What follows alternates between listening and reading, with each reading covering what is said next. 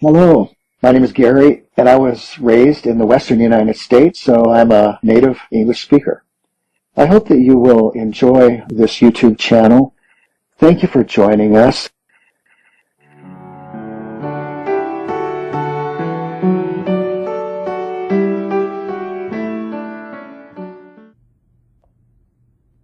This is Namaqualand in southwest Africa. Only the strongest and most resourceful can survive here. Life is anything but easy in such a parched land.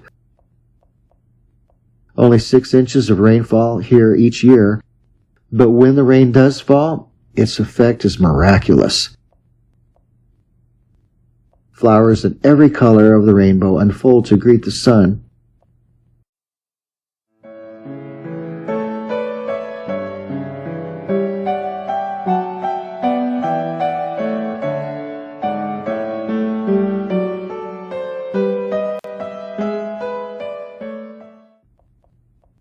A billion glorious blooms spread out across the sands to turn this dry and dusty desert into the greatest natural garden on earth.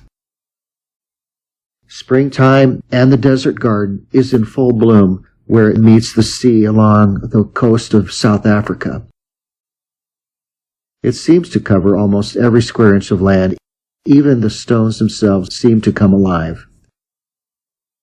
In fact, there are over 3,000 different species of flower in Namaqualand, and more than half of them occur nowhere else on Earth. But how does a desert support such an incredible diversity of life? Not just of plants, but of animals too. Among ostriches, it's not mom, but dad who looks after the nest.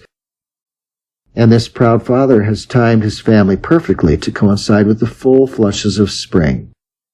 But however cute these chicks are, they're not the most endearing inhabitants of the desert garden. That title falls to the meerkats. These captivating animals are constantly on the lookout for predators, but this time they have nothing to fear. The Nama people have been peacefully grazing their livestock here for centuries.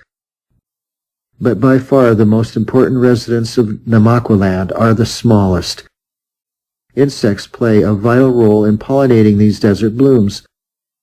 Over thousands of years, plants have evolved all sorts of ways to try to attract the interest of a passing pollinator, giving Namaqualand a floral variety unmatched anywhere else on Earth.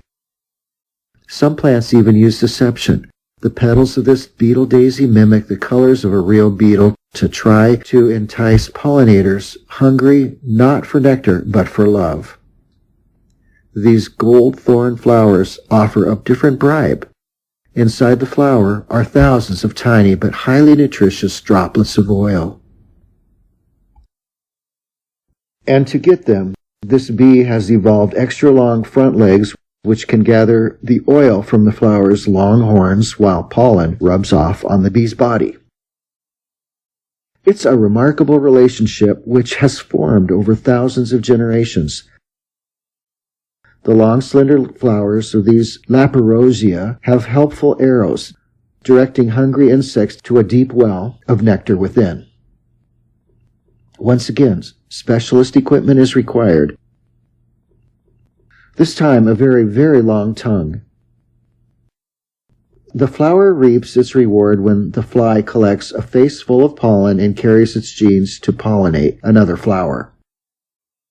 And with the pollinator specialized to this one, the plant can be certain that its pollen will be carried to another flower of the same species. Succulent-leafed mesembryanthemums have no nectar to offer, and instead bribe monkey beetles with a meal of pollen rich in protein.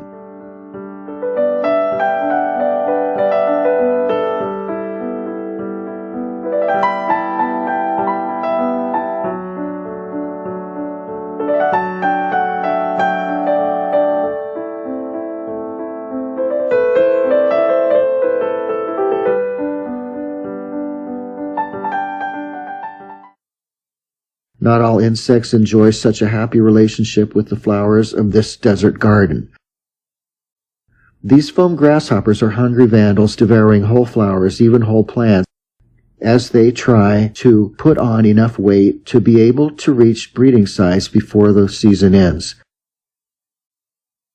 The ostrich family is already growing fast, the proud parents looking on as the chicks begin to forage for themselves. With so much to choose from, they are a bit like children in a sweet shop, hardly knowing where to start. The flowers of the desert can't last long in the summer sun. Under its ferocious heat, these fragile annuals soon wither and die. But as the petals fall, they reveal the plant's insurance for the future, billions and billions of seeds. For the harvest ants, this is the busy season, and as they carry the seeds off to stock their larders, they provide a valuable service spreading the seeds across the plains. The spring colors fade, leaving a brown and barren landscape. But there is still life in this desert. The meerkat pups are emerging from their den for the first time. Only 3 weeks old, they'll need to be fed by their parents for at least 2 months before they can fend for themselves. As summer wears on, temperature soars. It's been months since the last rains. Searing winds blow across the desert, and the withered remains of long-dead plants are carried by these winds, scattering their seeds across the desolate landscape. Harvest ants are still hard at work, collecting whatever seeds they can find and hauling them back to their nest.